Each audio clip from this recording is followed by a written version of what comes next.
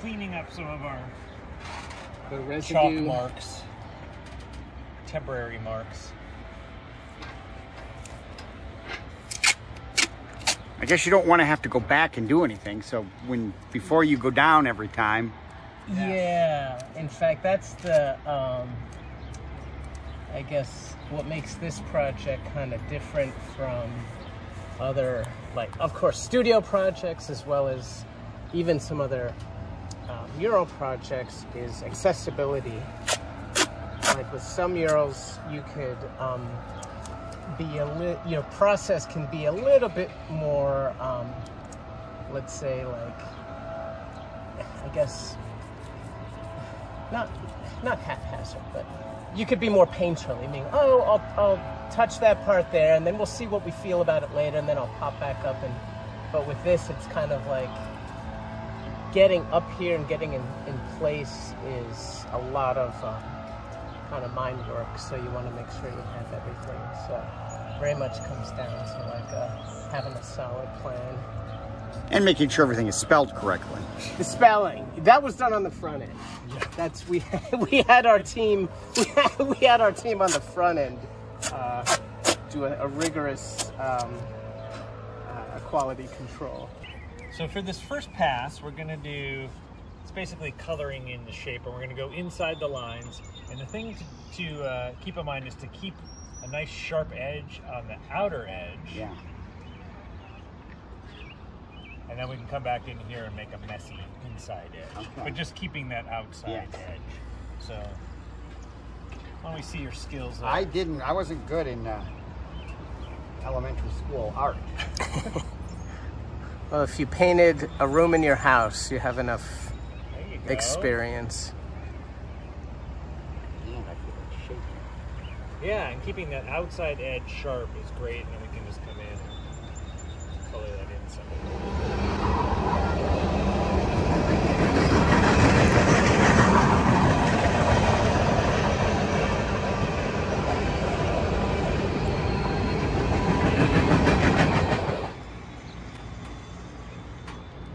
4 sides of tracing and painting.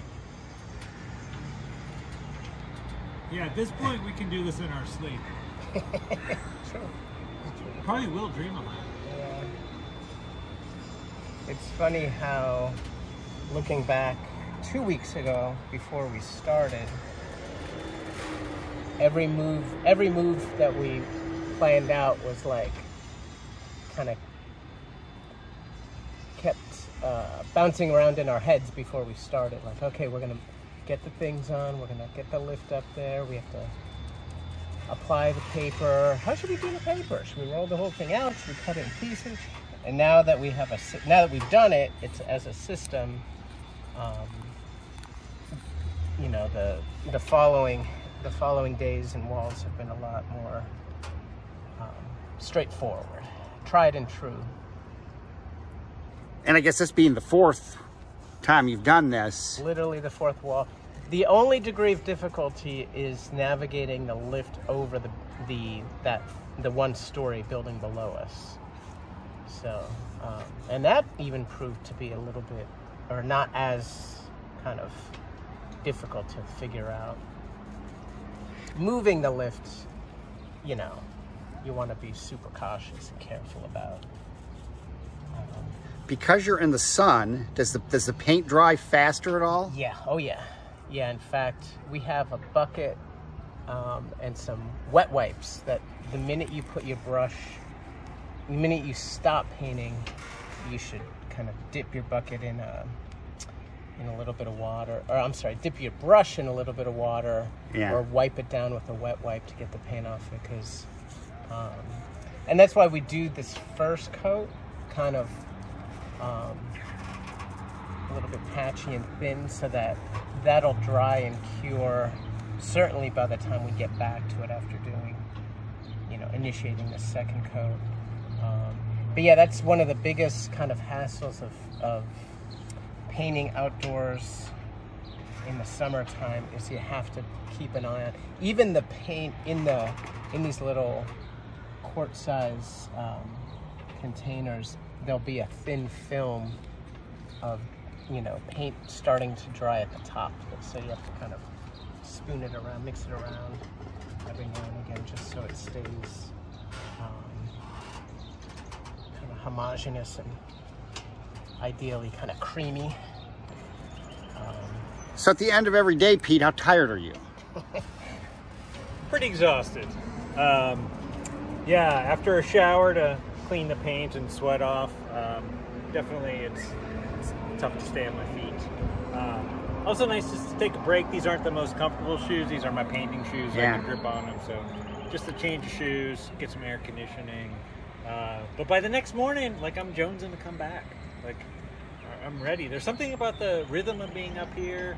I mean, you probably hear the birds. Yeah. You see some of the same neighbors coming by, train schedule. Like, it's a great place to work. And, like, Gabe and I are both used to working oftentimes in our home studios, and this is a nice break from that.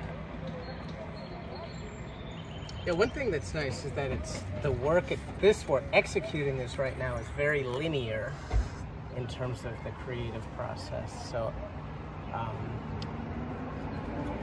I'm sure when you were doing your design schemes and variations at the onset, you kind of swim in this weird like spiral of like, well, it could be this, or this. Let's return to this. But when it comes down to executing, fortunately, if all goes right, it's not like one step forward, 2 steps back. You're able to just kind of build it kind of straight on.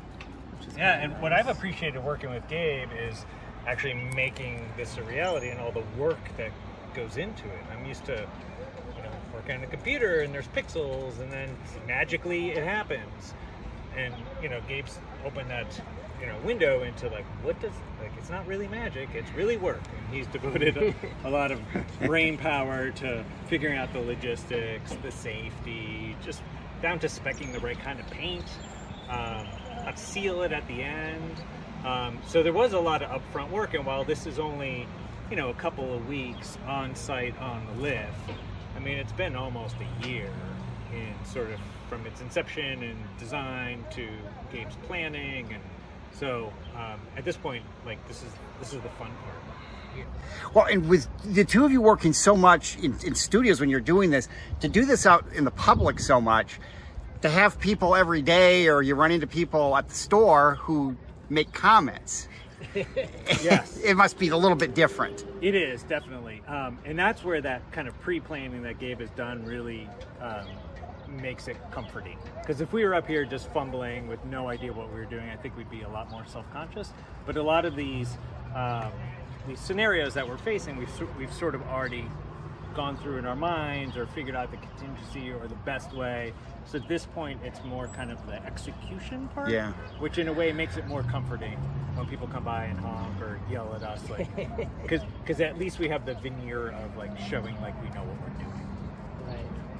Well, and Gabe, you've done enough of these. I mean, you've done projects in the public like this, so you've not too many surprises. Maybe not up so high on a lift. This is definitely the tallest on a lift. Pete and I were talking a couple days ago, and I was like telling him that I found that like public art, public murals, it's essentially it's a very like since it's so public, a mural can be a very, for lack of better words, a very political space in the sense that everyone has ideas. Yeah. Or thoughts about whether they like it, quote unquote, like it or not. And they'll voice them, Fortunately, for this project so far, we've heard nothing but praise in terms of like the project and the aesthetic and everything like that. So that makes it, of course, a lot easier to work through. But yeah, working in the public space like this has its share of, I guess you could say, like, anxieties. You're in some respects you're kind of performing, right? Just like we talked about with Art Attack. Yeah. Except in this case, the when we're up here. It's more like we're contractors than artists, Yeah. especially since we look like this.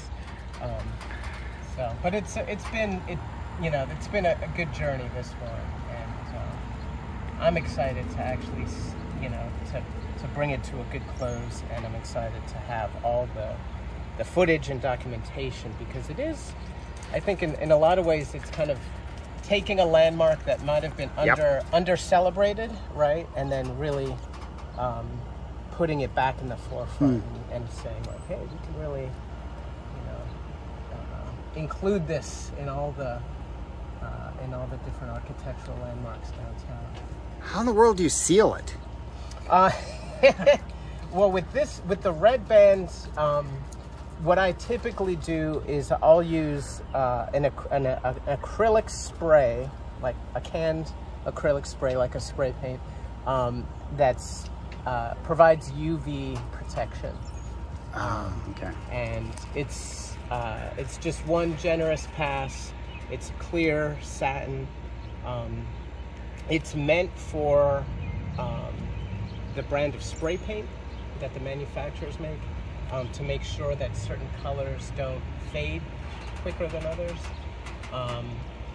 And I found that it's just kind of an assurance that in this case, like the red, will just keep its pigment just a little bit longer.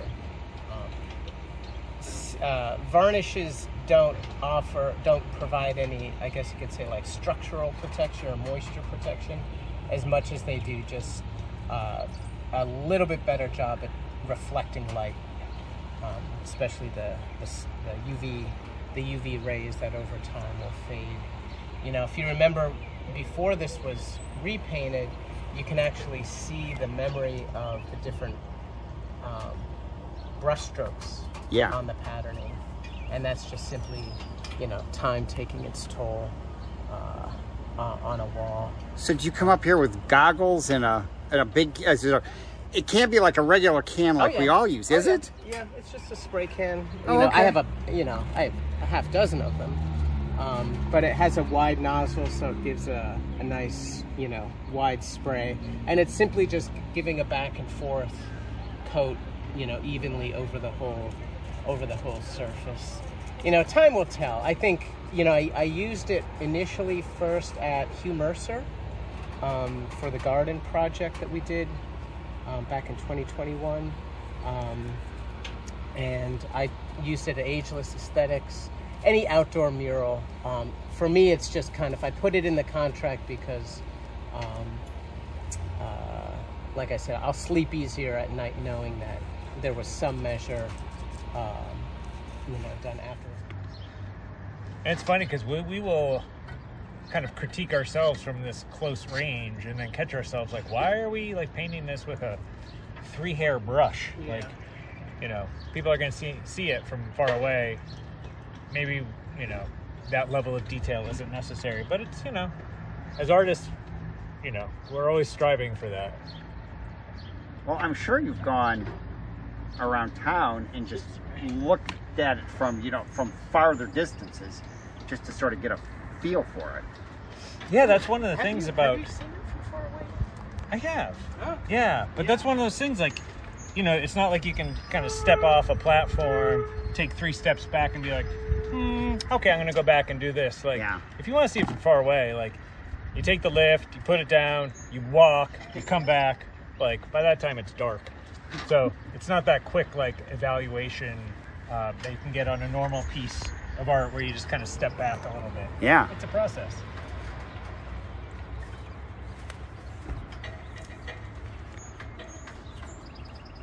So that's a different color red? No, same red.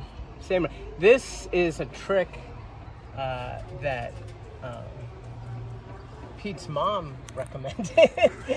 Pete, do you want to weigh in on this? Yeah, so my mom used to be a commercial letterer and a sign painter. Not at this scale, but she had some tips to share. And one of them was when you tape something, and you can use this at home, like if you're painting a room, that when you first lay down the paint and then you maybe paint a line and you undo the paint, oftentimes there's whatever crevices you have, it kind of, the paint bleeds in there. Yeah. So, you know, you don't get that crisp line when you pull off the tape. So if, when you put up the tape, you first paint the base layer, like whatever's under the paint, and then you come back, so that will fill in all those microscopic crevices, and then you paint your final paint. When you remove the paint, it'll be a nice crisp line. So we're testing it here. Yeah. So yeah, this is the beta test. So hopefully Jackie's right. Yeah.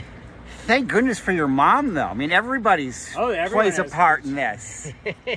Yes, we've heard from a lot of people that who have either, you know, seen something online or driven by, or everyone. I mean, I love when people weigh in on it. I love when people honk, you know, when they tell us to wave, or I saw you up there. So yeah, everyone feels an ownership in this, because it is such a public, like Gabe said, a beacon. You know, like it's visible, and people feel like. I have a neighbor whose daughter calls it her tower. She's like, "That's my tower." Like, you know, the power of a building to do that when someone identifies with. Especially this building. So, yes, yeah.